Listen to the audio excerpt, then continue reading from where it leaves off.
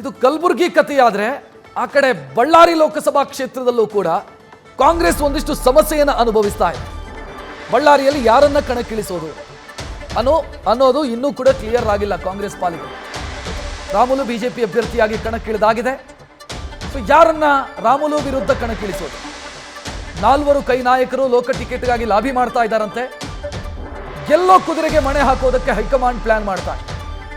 ರಾಮುಲು ವಿರುದ್ಧ ಸಚಿವ ನಾಗೇಂದ್ರ ಸ್ಪರ್ಧೆ ಮಾಡಬೇಕು ಅನ್ನೋದು ಹೈಕಮಾಂಡ್ನ ಒತ್ತಡ. ಆದರೆ ನಾನಲ್ಲ, ನನ್ನ ಸಹೋದರನಿಗೆ ಟಿಕೆಟ್ ಕೊಡಿ, ಗೆಲ್ಲಿಸ್ತೀನಿ ಅಂತ ನಾಗೇಂದ್ರ ಹೇಳ್ತಾ ಇದ್ದಾರೆ. ವೆಂಕಟೇಶ್ ಪ್ರಸಾದ್ಗೆ ಟಿಕೆಟ್ ಕೊಡಿ ಅಂತ ನಾಗೇಂದ್ರ ಕೇಳ್ತಾ ಇದ್ದಾರೆ. ಈ ಬಗ್ಗೆ ಹೆಚ್ಚಿನ ಡೀಟೇಲ್ ನೀಡೋದಕ್ಕೆ ನಮ್ಮ ಪ್ರತಿನಿಧಿ ಶಿವಾನಂದ್ ನೇರ ಸಂಪರ್ಕದಲ್ಲಿ. ಶಿವಾನಂದ, ಬಳ್ಳಾರಿಯಲ್ಲಿ ಹಂಗಿದ್ರೆ ಯಾರಿಗೆ ಅವಕಾಶ ಸಿಗುವಂತ ಸಾಧ್ಯತೆಗಳು ದಟ್ಟವಾಗಿದೆ? ನಾಗೇಂದ್ರ ಫ್ಯಾಮಿಲಿಗ ಅಥವಾ ಬೇರೆ ಆಪ್ಷನ್ ಇದೆಯಾ?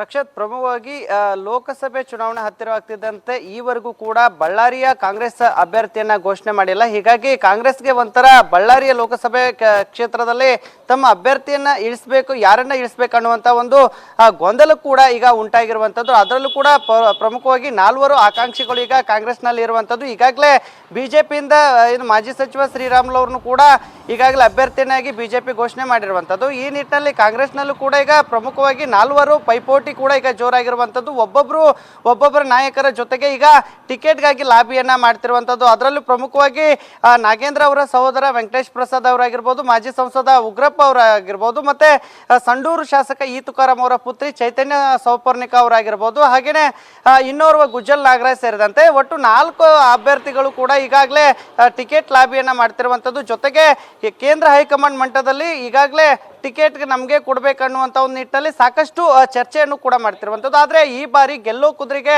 ನಾವು ಮಣೆ ಹಾಕ್ತೀವಿ ಅನ್ನುವಂಥ ಒಂದು ನಿಟ್ಟಿನಲ್ಲಿ ಈಗಾಗಲೇ ಕೇಂದ್ರ ಹೈಕಮಾಂಡ್ ಮಲ್ಲಿಕಾರ್ಜುನ್ ಖರ್ಗೆ ಅವರಾಗಿರ್ಬೋದು, ಮತ್ತು ರಾಹುಲ್ ಗಾಂಧಿ ಅವರ ಸೇರಿದಂತೆ ಸಾಕಷ್ಟು ಇವನ್ ಬಳ್ಳಾರಿ ಕ್ಷೇತ್ರ ವಿಚಾರವಾಗಿ ಚರ್ಚೆಯನ್ನು ಕೂಡ ಮಾಡಿರುವಂಥದ್ದು. ಅಂದರೆ ಕಳೆದ 2022 ಅಕ್ಟೋಬರ್ ತಿಂಗಳಲ್ಲಿ ನಡೆದಂಥ ಭಾರತ್ ಜೋಡೋ ಯಾತ್ರೆಯ ಪರಿಣಾಮವಾಗಿ ಈ ಬಾರಿ ಶತಾಯಗತಾಯವಾಗಿ ಬಳ್ಳಾರಿ ಲೋಕಸಭಾ ಕ್ಷೇತ್ರವನ್ನ ಪ್ರತಿಷ್ಠೆಯಾಗಿ ಕಾಂಗ್ರೆಸ್ ತೆಗೆದುಕೊಂಡಿರುವಂಥದ್ದು. ಜೊತೆಗೆ ಈ ಒಂದು ಕ್ಷೇತ್ರವನ್ನ ಹೇಗಾದ್ರೂ ಮಾಡಿ ಕಾಂಗ್ರೆಸ್ ತೆಕ್ಕೆಗೆ ತೆಗೆದುಕೊಳ್ಬೇಕನ್ನುವಂಥ ಒಂದು ನಿಟ್ಟಿನಲ್ಲಿ ಸಾಕಷ್ಟು ತಯಾರಿಗಳನ್ನ ಮಾಡಿಕೊಂಡಿರುವಂಥದ್ದು. ಆದರೆ ಯಾರಿಗೆ 4 ಪೈಕಿ ಯಾರಿಗೆ ಟಿಕೆಟ್ ಕೊಡಬೇಕನ್ನುವಂಥ ಒಂದು ನಿಟ್ಟಿನಲ್ಲಿ ಸಾಕಷ್ಟು ಈಗ ಗೊಂದಲ ಕೂಡ ಉಂಟಾಗಿರುವಂಥದ್ದು. ಜೊತೆಗೆ ತಮ್ಮದೇ ಆದಂಥ ರೀತಿಯಲ್ಲಿ ಟಿಕೆಟ್ಗಾಗಿ ಈಗ ಪೈಪೋಟಿಯನ್ನು ಕೂಡ ಮಾಡ್ತಿರುವಂಥದ್ದು. ಹೀಗಾಗಿ ರಾಮುಲು ವಿರುದ್ಧ ಯಾರು ಗೆಲ್ತಾರೋ ಅವ್ರಿಗೆ ನಾವು ಟಿಕೆಟ್ ಕೊಡ್ತೀವಿ ಅನ್ನುವಂಥ ಒಂದು ನಿಟ್ಟಿನಲ್ಲಿ ಲೆಕ್ಕಾಚಾರವನ್ನು ಹಾಕಿಕೊಂಡ್ರೆ ಈಗಾಗಲೇ ಖುದ್ದಾಗಿ ಈಗ ಸಚಿವ ನಾಗೇಂದ್ರ ಅವರನ್ನು ಕೂಡ ರಾಮುಲು ವಿರುದ್ಧ ಕಣಕ್ಕಿಳಿಸುವುದಾಗಿ ಸಾಕಷ್ಟು ರಾಜ್ಯ ನಾಯಕರು ಚರ್ಚೆ ಮಾಡಿದ್ರು ಕೂಡ ಈಗಾಗಲೇ ಸಚಿವರಾಗಿರುವಂಥ ನಾಗೇಂದ್ರ ಅವರು ಕೂಡ ನಾನು ಈ ಬಾರಿ ಲೋಕಸಭೆಯಲ್ಲಿ ಸ್ಪರ್ಧೆ ಮಾಡಲಾರೆ ಅನ್ನುವಂಥ ಒಂದು ನಿಟ್ಟಿನಲ್ಲಿ ಹೇಳಿಕೆಯನ್ನು ನೀಡಿರುವಂಥದ್ದು. ಹೀಗಾಗಿ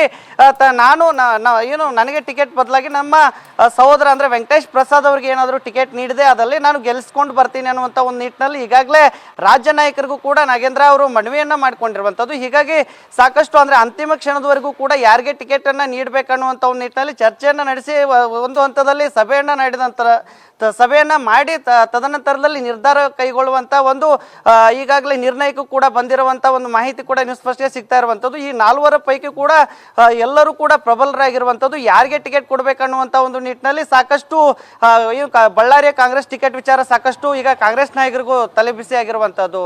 ರಕ್ಷಾತ್, ಧನ್ಯವಾದ ಶಿವಾನಂದ್ ಮಾಹಿತಿಗೆ. ನ್ಯೂಸ್ ಫಸ್ಟ್ ನಿರ್ಭೀತಿಯಿಂದ ನಿಮ್ಮ ಪರವಾಗಿ.